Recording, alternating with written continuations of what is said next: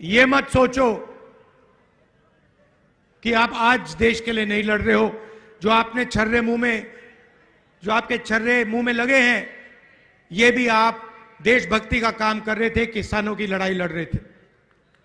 तो मीडिया में तो नहीं दिखेगा भैया।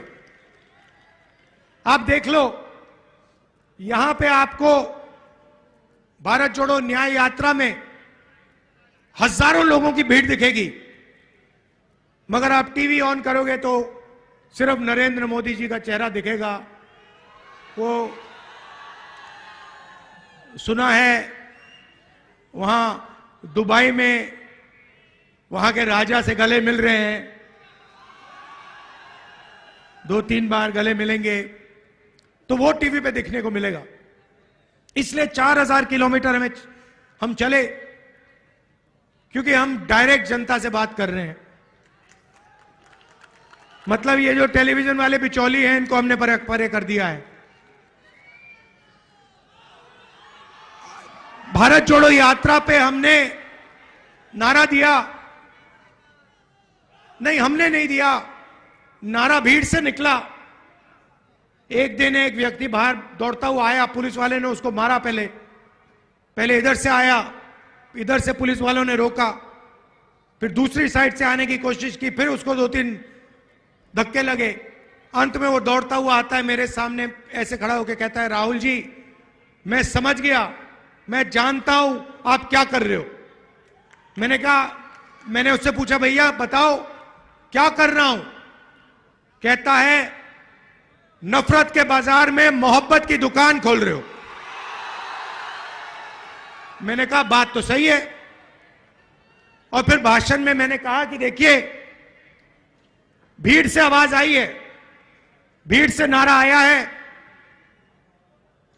नफरत के बाजार में मोहब्बत की दुकान खोल रहे हैं। और सिर्फ मैं नहीं खोलता हूं, ये मोहब्बत की दुकानें आप सबके दिलों में हैं। आपने देखा होगा, कांग्रेस के किसी भी कार्यकर्ता को देखो, हमारे नेताओं को देखो, मुस्कुराते हुए चेहरे दिखेंगे। टेंशन हो, मुश्किल हो, कठिनाइयां हो, कांग्रेस पार्टी के नेता, कांग्रेस पार्टी के कार्यकर्ता मुस्कुराते हुए दिखेंगे। सही? देखो सारे के सारे मुस्कुरा रहे हैं। दूसरी तरफ बीजेपी के कार्यकर्ताओं को देखो, ऐसे देखते हैं।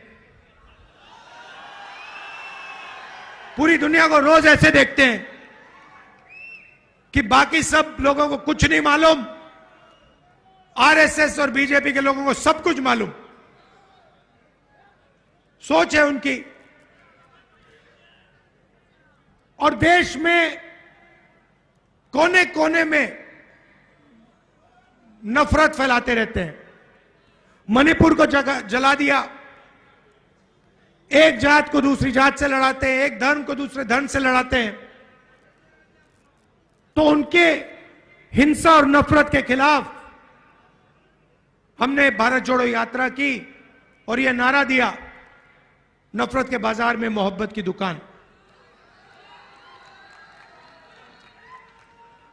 रास्ते में एक और बात पता लगी, 4000 किलोमीटर लाखों लोगों से मिले। हमने पूछा, भैया बताओ, ये देश में जो नफरत फैल रही है, हिंसा फैल रही है, क्रोध है, इसका कारण क्या है? मैंने यह सवाल हजारों बार लोगों से पूछा, आम जनता से पूछा। नहीं, मोदी नहीं है, मैं आपको बताता हूं।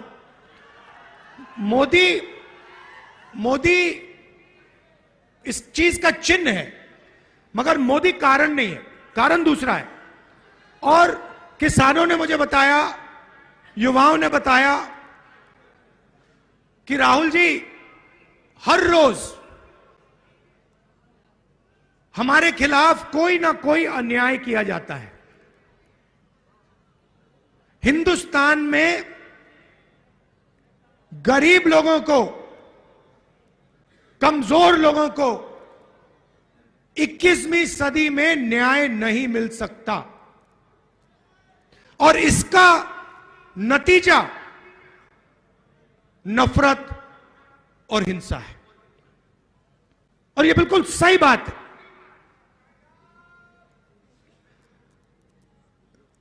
गरीब व्यक्ति जितनी भी कोशिश कर ले, किसान जितना भी चिल्ला ले, मजदूर जितनी जोरों से चीखे, उसे इस देश में मालूम है कि मुझे न्याय नहीं मिल सकता। रोज दिखता है उसको। आप देखिए,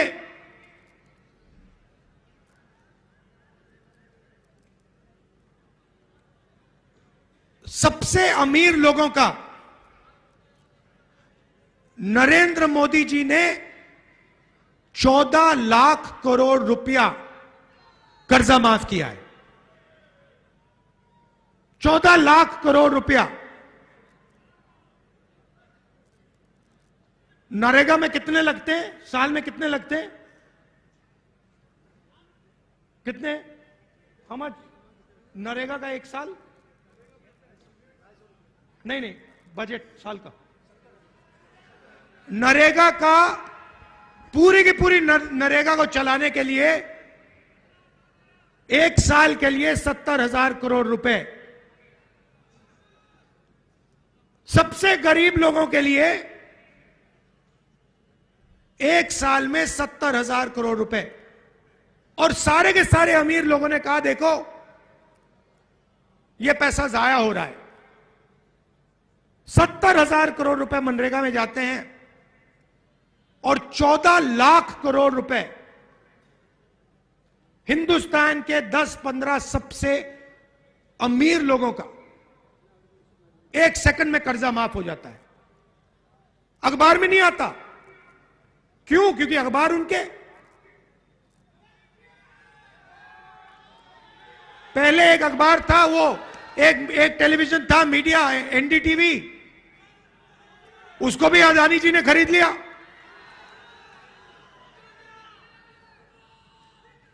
तो जहां भी आप देखें, किसानों की ओर देखो, युवाओं की ओर देखो, मजदूरों की ओर देखो, आपको अन्याय अन्याय दिखेगा। 21वीं सदी है। आर्थिक अन्याय, 40 साल से सबसे ज्यादा बेरोजगारी। ये हमारे सारे युवा ये टेलीफोन लिए घूमते हैं। ये चाइना में बनता है। इसका फायदा चाइना के युवाओं को मिलता है। रोजगार वो ले जाते हैं। और होता क्या है? चाइना का माल हिंदुस्तान के 10-15 अरबपति यहां बेचते हैं। चाइना के युवाओं को फायदा होता है, चाइना की कंपनियों को फायदा होता है, और हमारे यहां 10-15 अरबपतियों को फायदा होता है। और जो छोटे व्यापारी हैं, स्मॉल मीडियम बिजनेस वाले हैं, छोटे कारखाने चलाते हैं, उनके लिए क्या? उनके लिए जीएसटी, उनके लिए नोटबंदी।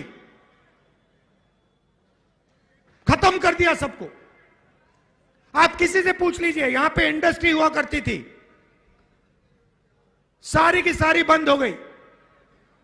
बिहार के लोग बाकी प्रदेशों में जाके मजदूरी करते हैं, कॉन्ट्रैक्ट लेबर का काम करते हैं। यहां पे 4 लाख शिक्षा के मजदूरी कर रहे हैं, कॉन्ट्रैक्ट पे हैं। उनको एक दिन में निकाला जा सकता है। तो यह आपको सब जगह दिखेगा। अच्छा, मैं आपसे सवाल पूछता हूं, हिंदुस्तान में पिछड़ों की कितनी आबादी? कितनी? 50%। ठीक है। दलितों की कितनी आबादी? 15%। आदिवासियों की कितनी आबादी? 8%। कितना हुआ? 50, 15 और 8 कितना हुआ? 73 हुआ ना? तो पिछड़ों की, दलितों की, आदिवासियों की आबादी 73%।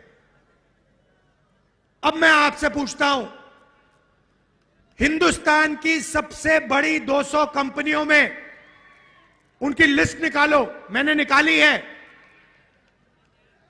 और उनकी मालिकों की लिस्ट में आदिवासी, दलित और पिछड़े कितने हैं मुझे बताओ?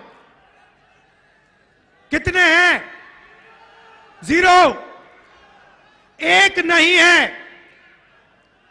चलो छोड़ो, ये बताओ उनकी सीनियर मैनेजमेंट में कितने हैं? 0। अच्छा बताओ, मीडिया की कंपनी के मालिक ओबीसी, दलित, आदिवासी कितने? 0।